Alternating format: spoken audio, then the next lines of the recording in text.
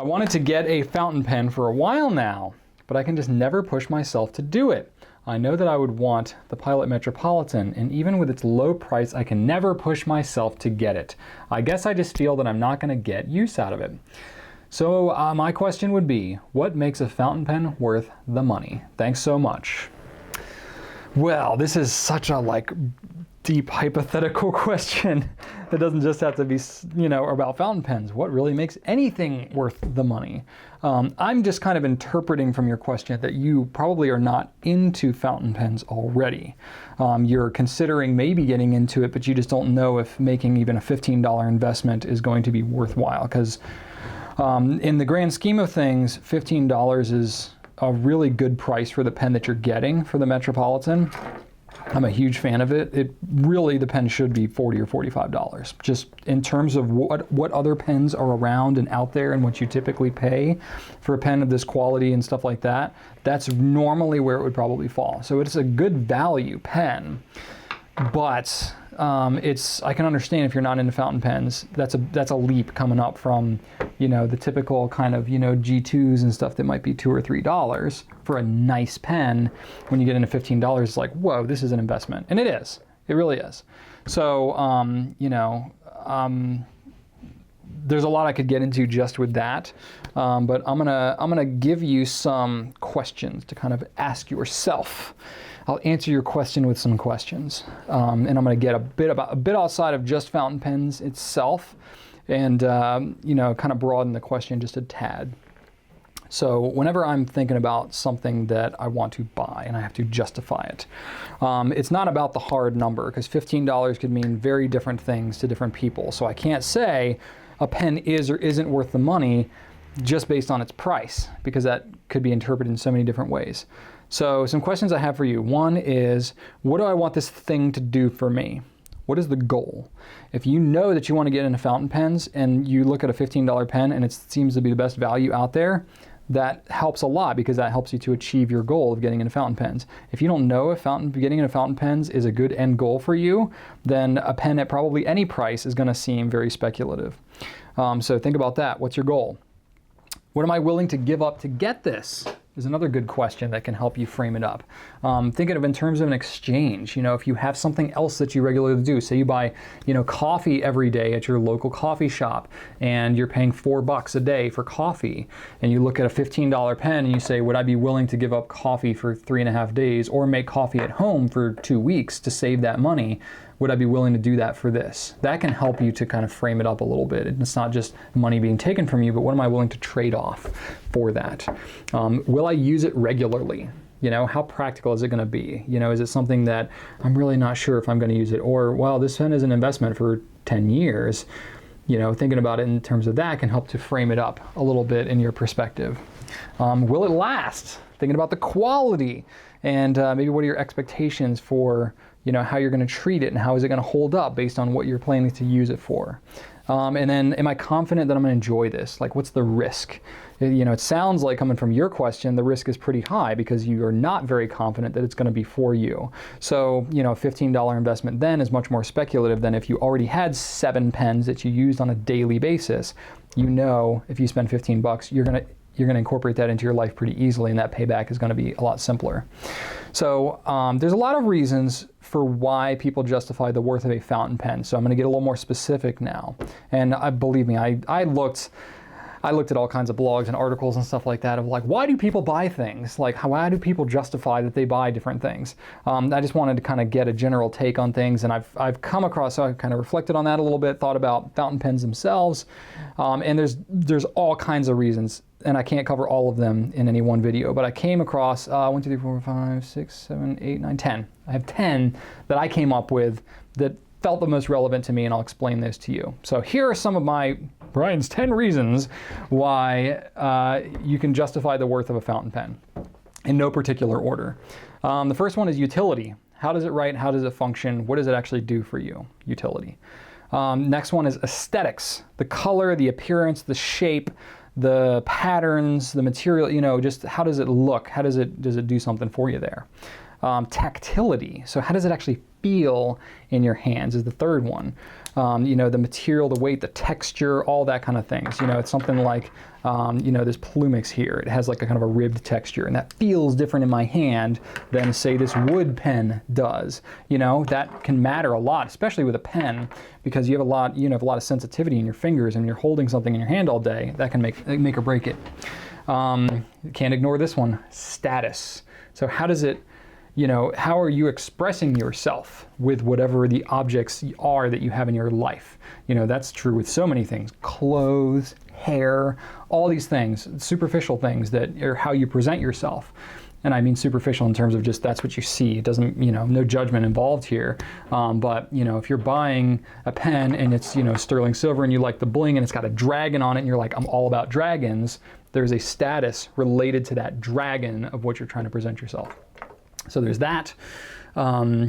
Collectivity. So does it give you satisfaction in owning it? Do you have a collection of some kind? Does it speak to some, something about your life? If you're like me, you're really into wood. I'm more inclined to look at wood pens because I like wood pens, and so there's a kind of a collective aspect of that. Or if it's like the Lamy Safari and you want to have every color that comes out, there's a you could ignore everything else, even price even sometimes, because you want that collectivity of it.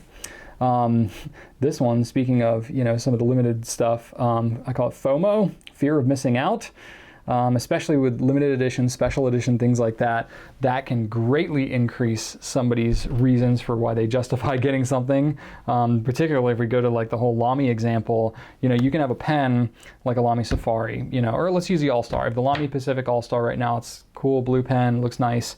It's the normal price of a Lamy All-Star. But I can guarantee you, even though it's going to be available for 9 months to a year or something like that, it depends on how many they make and how fast it sells. But it's a season, special edition, so it'll sell until it's out. And then I guarantee you, 6 months to a year after it's gone, you're going to see them crop up on eBay for 3 to 4 times the price. It's just going to happen because you have people who really wanted it that found out too late, didn't get it, or waited and didn't buy it, and then they really want it. And then the demand goes up, but the supply is limited, so price goes up like crazy. So FOMO. Another one is just joy. It just brings joy to have it in your life. It could just be no other reason than that. And maybe, the joy could fall into other things here, but really it just makes you happy. Maybe it's just, something that you really want to have, and that could be enough reason itself. Another one, I call it significance. So this would be, to mark some kind of life event or some kind of accomplishment or goal that you attained. That can be a weight loss goal or a promotion at work or a significant anniversary or retirement or something like that. A pen can certainly be marked as some kind of award or ceremonial aspect to it that can give it a lot of meaning there. Another one would be craftsmanship. I specifically think about this with some of the sterling that's got hand engraved, or some of the Namiki like Rodin techniques, and there's a lot of artistry. Why am I not holding up one of these pens as I'm talking about it? The artistry and the craftsmanship and the thought that goes into actually creating a piece like this. Certainly there's a huge impact there that can give you desirability for a pen. And then the last one, of course, there's a lot of other ones, but this is my 10th. I call it nostalgia. So it reminds us of something from early in our life or in history. It has some kind of meaning that's beyond just the object itself. Of course, a lot of that bleeds over into craftsmanship and artistry and stuff like that, but I'm talking more about the theming and about your own personal ties that you might have to it. For me, again, going back to wood pens to me speak to a time in my life where I was doing woodworking and I enjoyed that, and so that reminds me of that time in my life.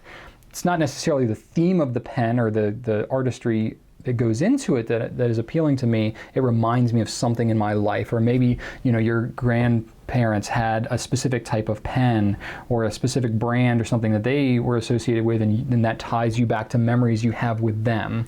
Getting a Waterman or an older a brand that's been around from that time, maybe it calls back to that. So that could be a reason for sure.